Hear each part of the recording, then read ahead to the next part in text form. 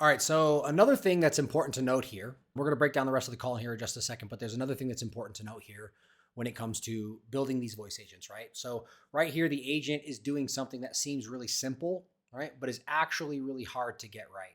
And it's figuring out what's going on without overwhelming the customer, right? So the agent's going to let the caller speak first. We're not going to do a bunch of introduction. We're not going to say that we're AI or anything first. What we want the homeowner to do is just start talking and not start to express what is going on with their system, right? So a homeowner calling at 8 p.m. with their furnace has got problems on a cold night with kids in the house is probably stressed. They might be cold, right? They don't want an interrogation at this point. They want to feel heard in a way that they know that someone is going to help them. And so that's what this voice agent is doing right now, is capturing that information and then is going to empathize with that at the end. Like, that sounds really frustrating. And that sounds like something, and it's really important that you do get this looked at before it becomes something big. So she even acknowledges that he says, like, I want to get this checked out before something bigger happens. And she even reads that back, right?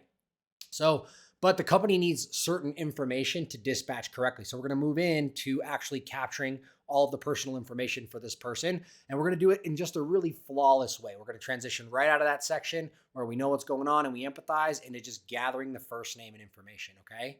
And this is one of the things that I spend the most time on, is this whole conversation flow. And I built it based on the way that these calls should actually be handled by somebody who's a professional at taking these incoming calls, which almost all companies that I have listened to do not have going on when it comes to after hours. Again, call center running off of a script or an answering a voicemail, which is basically a hang up guaranteed right there. Okay.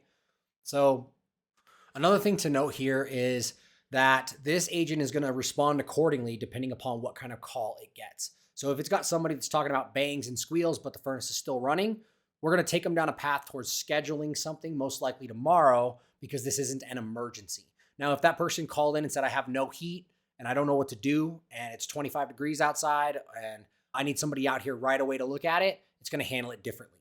It's going to move towards dispatching someone tonight. It's going to be a little more empathetic and a little bit more considerate of that person. And it's going to handle this more like an emergency. Now, also, if that customer says, I'm smelling gas or CO2, it's going to pump the brakes on everything. And it's going to immediately tell them, hang up right now, call 911, get everybody out of the house as quickly as possible. And let's not continue this call. And we can actually call you back later. But it's most important for the safety of your family to make sure that you do exactly what I'm saying right now and to call 911 and get out of the house at this moment, right? So it's going to respond according to what is actually situationally happening with the customer that calls in. All right, let's continue.